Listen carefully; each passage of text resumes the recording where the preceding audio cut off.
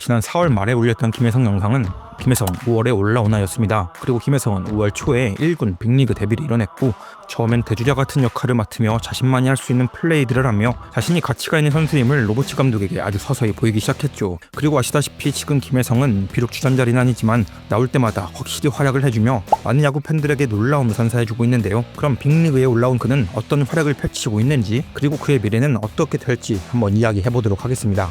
부정적인 논평을 많이 하는 야구 팬들은 그의 스프링 시즌을 보고 절대 불가능하다, 다고 투자인 트리플 A에서 그 정도 성적이면 절대 불가능이다 라고 했지만 실상 보여주고 있는 그의 활약은 아주 좋습니다. 김혜성은 확실히 좋아진 타격 능력을 보여주고 있죠. 5월 19일 기준으로 13경기 14안타 1홈런 5타점 3도루 타율 4할 오픈 1위 OPS 1.066 WRC 플러스 195를 기록하고 있습니다. 특히 주전으로 경기를 뛴 최근 4경기는 2안타 3안타 2안타를 기록하며 8연속 출루를 기록하는 등 정말 엄청난 활약을 선보이고 있었죠. 여기서 이제 조금 더 디테일하게 들어가서 성적면에서 인상 깊었던 포인트를 말씀드리자면 패스트볼에 따라가고 있다는 점입니다. 우선 전체적으로 보면 패스트볼 안타 5개, 브레이킹볼 안타 4개, 오프스피드볼 안타 5개로 골고루 안타를 치고 있다는 점이 매우 좋은데요. 그리고 이 안타들 중 2개는 94마일, 151km가 넘어가는 빠른 공들이었습니다. 94마일 기준으로 보면 타율 2할 8푼 4리, 삼진 2개, 안타 2개를 기록하고 있습니다. 하나는 샌디 알칸타라의 96.6마일 포심을 상대로 뽑아낸 안타였고 하나는 제코카노비치의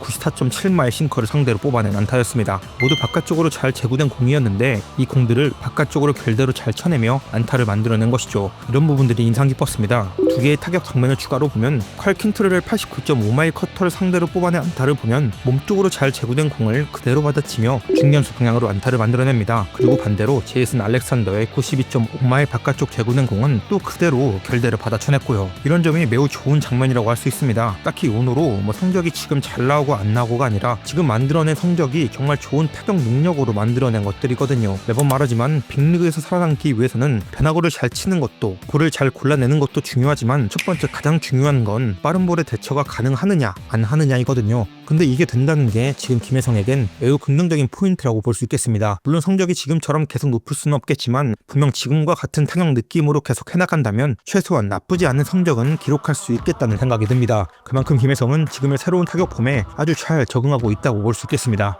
그리고 김혜성이 이런 활약 덕에 다저스는 또 하나의 패턴을 얻은 느낌이 듭니다. 그리고 그 포인트는 상당히 매력적이며 주력 득점 패턴으로 자리 잡을 확률이 높아 보이는 것이죠. 그리고 그것이 바로 로버츠 감독을 고민하게 만드는 점 아닐까 싶습니다. 김혜성은 주로 9번 타선에서 자리를 위치합니다. 그리고 이건 다저스에겐 매우 좋은 포인트처럼 보입니다. 9번 타석에서 이렇게 많이 베이스에 나가주면 1번 타자 오타니 앞에 주자가 있는 상황이 많아지기 때문에 다득점을 뽑아낼 확률이 늘어나게 됩니다. 그리고 그건 곧 승리할 확률이 올라간다는 뜻이기도 하죠. 로버츠 감독에게 이 연계가 분명 좋아 보였을 겁니다. 사실 야구 감독 100이면 100은 이 조합의 시너지를 좋게 볼 수밖에 없긴 하는 순수 팩트 그 자체이긴 했습니다. 이게 바로 로버츠 감독이 고민이 깊어지는 이유일 겁니다. 지금 딱 보면 팀에 있는 그 어떤 자원보다도 오타니 앞에 들어서는 9번 타석에 이만한 선수는 없거든요. 솔직히 완전 베스트 핏이라고 생각이 들 정도입니다.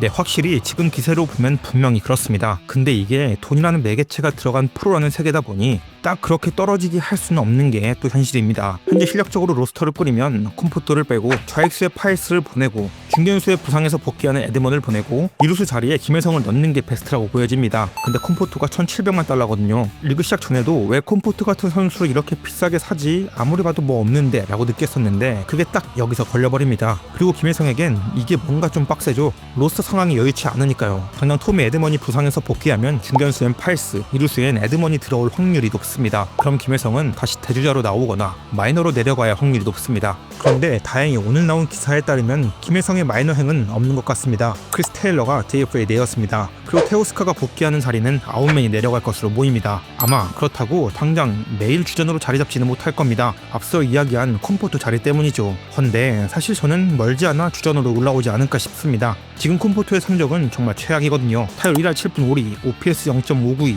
그렇다고 수비가 엄청나게 중요한 자리도 아니고 그렇다고 발이 빠르다던가 재치 넘치는 플레이를 할 수 있는 선수도 아니다 보니 시즌이 진행될수록 갈수록 게임에 나올 확률이 줄어들겠죠. 그리고 그 자리의 대체는 김혜성이 들어갈 것으로 보입니다. 그래서 김혜성은 지금 성적이 좋음에도 불구하고 선발로 뛰지 못하는 것에 대해서 아쉬워하거나 멘탈이 흔들리지 않았으면 좋겠습니다. 주전 자리가 아닌 벤치에서 대주자 자원으로 나온다고 하더라도 분명 그에겐 기회가 올 것입니다. 왜냐면 앞서 이야기했던 9번 타자 자리에 너무도 찰떡이란 포인트 때문이죠. 우선 김혜성이 9번 타자로 자리 잡게 될 경우 이점이 너무도 많습니다. 김혜성이 9번에 들어설 경우 만약 앞선 타자가 베이스에 나가 했다면 적어도 진루타를 시켜줄 확률이 늘어날 겁니다. 아마 팀 배팅이라는 측면으로 보면 다저스 전체 타자 중에서 이해도가 가장 높을 거기 때문입니다. 그리고 추가적으로 병살 확률은 감소할 겁니다. 웬만한 타구가 아니라면 김혜성은 병살을 잘 안 당합니다. 그렇다니 이야기는 곧 1번 타자 오타니에게 득점권 주자 상황을 만들어줄 수 있는 확률이 늘어난다는 이야기입니다. 게다가 김혜성이 어떻게든 출루에 성공하면 투수를 흔들 가능성이 매우 높아지기에 오타니에게 더 유리한 상황이 연출될 수도 있고 말이죠. 정말 이래저래 오타니와 시너지를 생각하면 지금 9번 타자 자리에 김혜성만큼 좋은 카드가 없는 게 맞는 것 같습니다. 마치 이건 1번 타자 오타니를 쓰면서도 2번 타자 오타니를 쓰는 것과도 같은 효과를 낼 수 있는 포인트죠. 그리고 이건 큰 경기 또는 한 점 한 점이 중요한 타이트한 상황이면 더욱 크게 작용할 것입니다. 그래서 결국 김혜성의 출루율이 2할 초중반까지 떨어지지 않는 한 결국 9번 김혜성은 자리 잡을 수밖에 없지 않나 싶습니다.